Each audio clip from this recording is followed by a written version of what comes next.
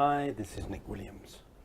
I wanted to let you know what you're going to get out of the masterclass that I'm running with Alternatives on the 28th of April. I don't know about you, but it's easy for me to look around at the world of leadership today and feel pretty disillusioned and think, what the heck is going on? And it's easy to dismiss leadership as actually being the problem, I think, rather than the solution. And I think that leadership can provide answers when we give a new purpose to leadership. I don't think the best leadership is about controlling people or dominating them or trying to keep them in their place. I think the best leadership is about liberating people. It's about helping people blossom into who they can be. It's about enabling people to be their best. That's the kind of leadership that I care about. And it's the kind of leadership that I've been writing about in my new book, which you're going to get a copy of when you come to the masterclass as a gift. Let me tell you a story about one of the most inspiring acts of leadership that I've witnessed over the last few years. One of my coaching clients had a daughter, and what she told me was that she looked around at the schools in Goa where she lived and thought, I'm not sure that I really want to send my daughter to any of these schools. So what she felt really inspired to do was to create her own school. So she did.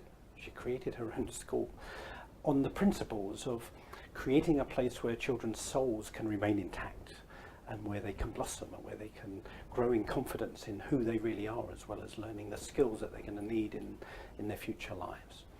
And it's been a really successful school. And now, to the extent that people are traveling from all over India to her school to look at it and to meet her and to say, you know what, I think I might even move so that I can send my child to your school because it's such a great place and I would love my child to come here. That's how inspiring she is. And that's what I think we're all capable of. Not we're all capable of starting schools, but I think there is a dream in each of us' heart, if you like, a leadership dream. And to me, the key distinction between traditional leadership and what I call more inspired leadership is that we don't need a position to lead. We can simply take the dream in our heart, that the difference we want to make in the world, the contribution, and we can do it. Nobody needs to anoint us or appoint us or vote for us to do it. Leadership is a choice and a decision that we can each make, and we can make it in each moment. So for me today, one of my definitions of leadership is every act of love, every act of inspiration, every act of creativity is an act of leadership. So therefore we are all capable of leadership, and we're all capable of leadership in each moment. We don't need a position to lead. So this is what the masterclass is about. I believe each of us has a calling, if you like, to lead in some way, but not, as I say, through position, but through inspiration. We might be thought leaders. We might want to change the world by sharing ideas, sharing our wisdom and experience with people. We may have a position in an organization or a company that we use to inspire. But the key is that we want to inspire people. We want to help people draw the best out of themselves. For me, my favorite way of thinking about inspired leadership is inspired leaders are like gardeners. Basically, what they love to do is create the conditions in which people can blossom, including themselves.